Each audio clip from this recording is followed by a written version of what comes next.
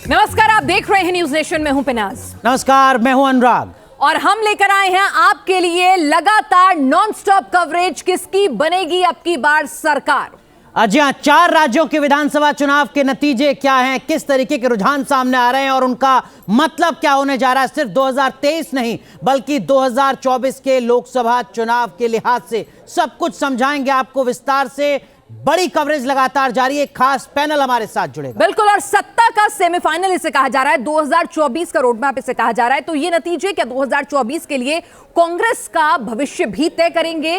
क्या exit poll जो हैं वो एग्जिट पोल में तब्दील होंगे? बस थोड़ा सा इंतजार और, क्योंकि 8 बजे से लगातार जब मतगणना केंद्रों पर ईवीएम खुलनी शुरू होंगी, सबसे पहले बैलेट में जो पोस्टल बैलेट होंगे वो काउंट होंगे और उसके बाद रुझान जो आएंगे वो बताएंगे कि इस बार परिवर्तन होगा या फिर पुरानी सरकारें जो है अपने अच्छे कामकाज, एक नई शब्द हमने सुना है प्रो इनकम्बेंसी, उसकी बदौलत सत्ता पर फिर से काबिज होंगी। तो आपको बता दें कि सिर्फ 60 मिनट का वक्त बचा है। 4 राज्यों में हुए विधानसभा चुनाव के नतीजे आने वाले हैं। सिर्फ 1 घंटे के बाद काउंटिंग शुरू हो जाएगी।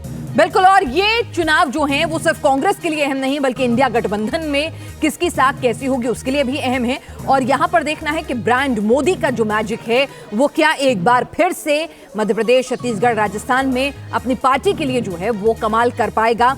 और ये नतीजे जो होंगे अनुराग, वो कई बड़े नेताओं का भविष्य भी तय करेंगे, उनका लिटमस टेस्ट भी है। जी बिल्कुल, कई बड़े चेहरों का राजनीतिक भविष्य यहां से तय होता नजर आएगा। 4 राज्यों में आज चुनाव के नतीजे, कई दिग्गजों की किस्मत दांव पर।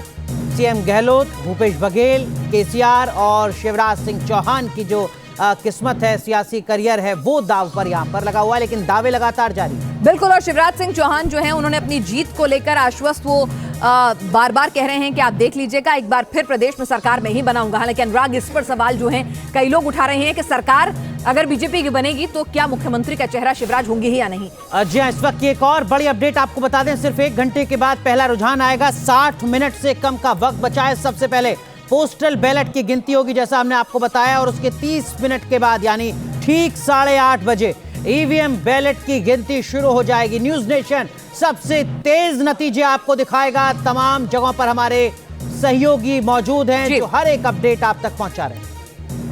चलिए, और इस वक्त एक और बड़ी खबर आ रही है। रमन सिंह ने भी जीत का दावा किया है छत्तीसगढ़ में। हालांकि एग्जिट पोल कह रहे हैं कि वहां पर कांग्रेस को एडवांटेज है, लेकिन अगर क्लोज फाइट होती है तो यहां पर बीजेपी के लिए भी बड़ा मौका है। बीजेपी जीत का दावा कर रही है, जो कभी एक बार को ऐसा लग रहा था काफी पीछे है, लेकिन आखिर तक आते आते यहां पर एक टफ कंटेंडर के तौर पर उभरी। तो रमन सिंह जीत का दावा करते हुए क्या कुछ कह रहे हैं, जरा सुन लीजिए।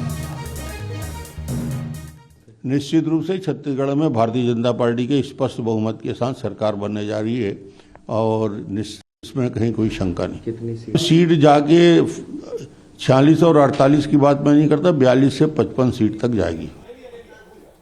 तो एक खास पैनल हमारे साथ लगातार बना हुआ है। हमारे साथ हमारे सहयोगी जुड़ चुके हैं। भोपाल से हमारे सहयोगी विकास चंद्रा हमारे साथ जुड़ चुके हैं। हैदराबाद से राजकिरण हमारे सहयोगी हैं। जयपुर से हमारी सहयोगी रंजना हमारे साथ हैं। और साथ ही साथ दिल्ली में कांग्रेस पार्टी के दफ्तर के बाहर किस तरीके की हलचल है बताएंगे हमारे सहयोगी सैयद आबिर। बिल्कुल, और सबसे दिलचस्प मुकाबला अगर हम कहें कि मध्य प्रदेश में कहा जा रहा है कि होगा, क्योंकि एंटी इनकम्बेंसी 18 साल की, उसको एग्जिट पोल जो है कमोबेश ये इशारा कर रहे हैं कि या तो वहां पे टफ फाइट होगी, एडवांटेज बीजेपी भी हो सकती है। विकास चंद्रा जी, ग्राउंड जीरो पर भी क्या एग्जिट पोल के बाद हवा बदली है? जो टफ फाइट थी क्या उसमें अब बीजेपी खेमे में खुशी है या फिर लास्ट मिनट नर्वसनेस आपको महसूस हो रही है ग्राउंड पर?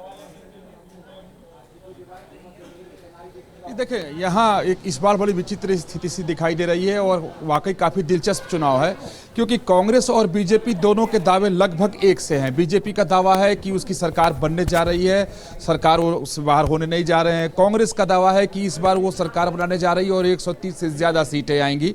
और बीजेपी के नेता तो यहाँ तक दावा कर रहे हैं कि कम से कम 116 और अधिकतम उनको 155 से 160 सीटें आ सकती हैं।